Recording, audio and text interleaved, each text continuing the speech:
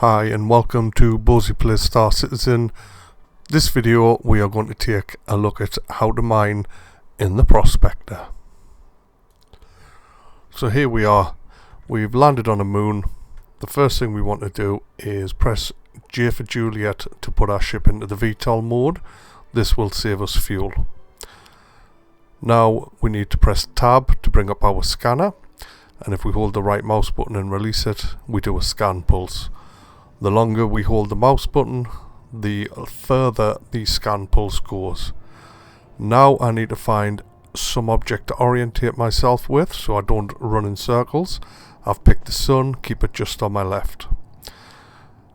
I hit C for Charlie to put the ship into cruise control with the speed limit set at the max of the blue.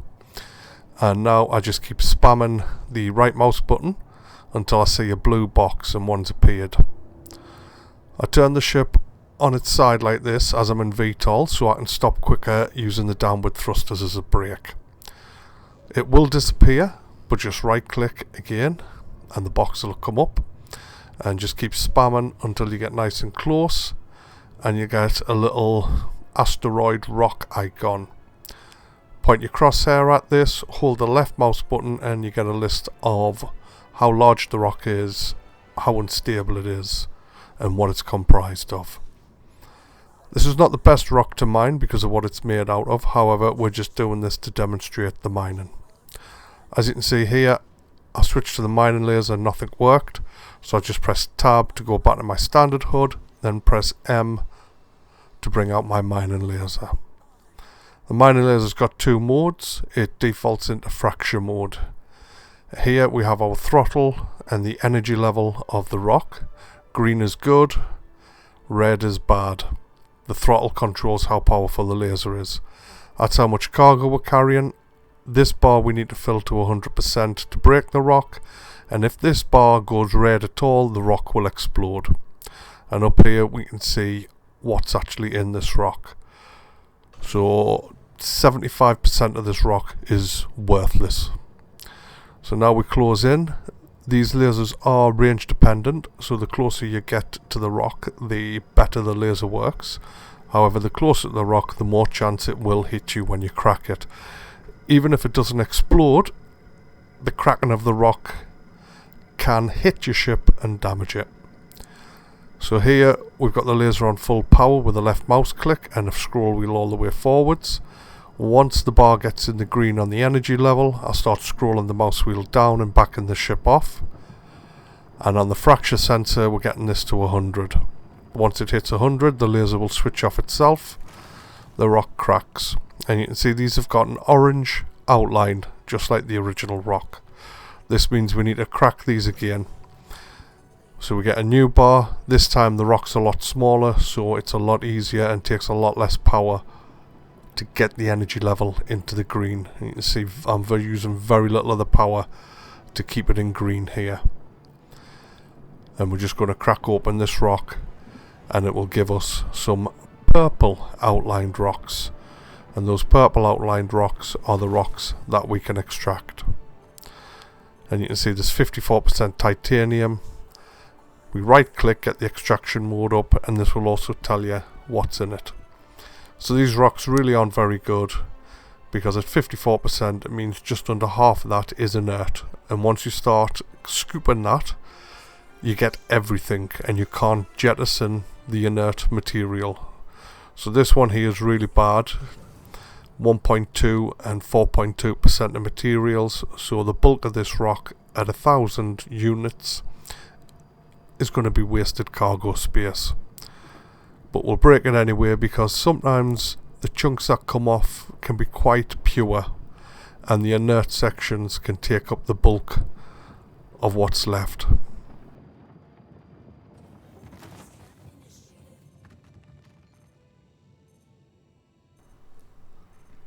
Now we're going to overcharge this rock so we can see what happens when we overcharge. I'm just going to blast it all the way up. Left click to switch it off in case you panic. Left click to switch it on. Blast it up.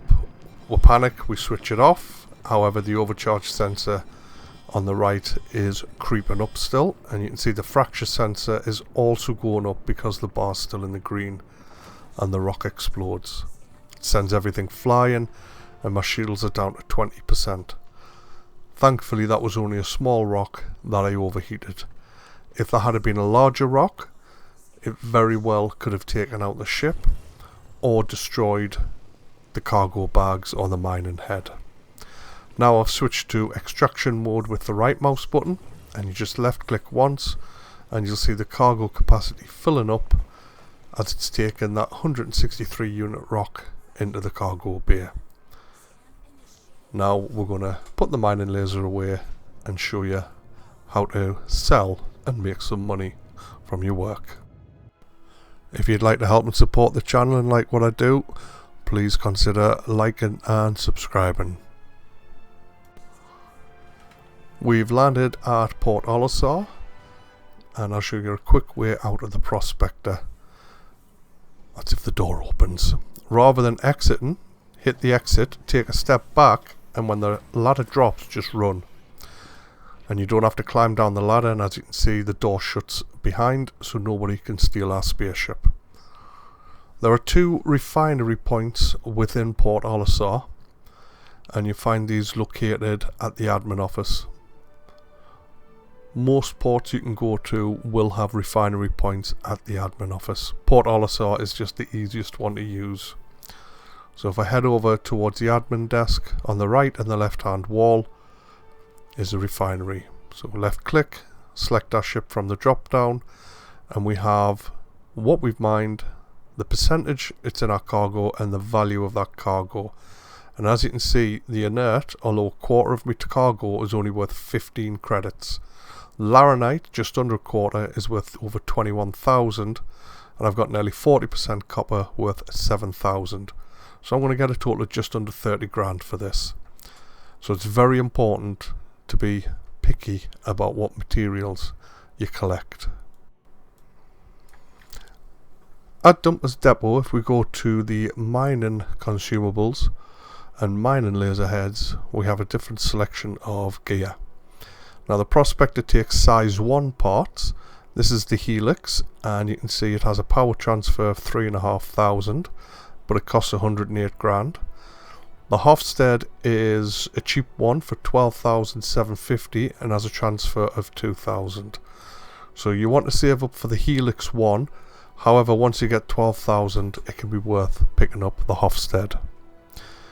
To install it, you open up your mobiGlas, click on the little ship icon, select your ship from the drop down and go to the miscellaneous tab, click on your mining laser, and there's my mining heads there.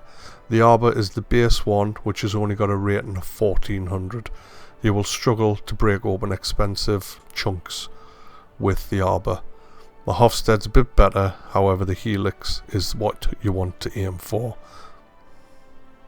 And the site items underneath is for your consumables, which can make it easier to crack, as some rocks have a very small green zone and some the power will jump up and down quite considerably. Thank you for watching.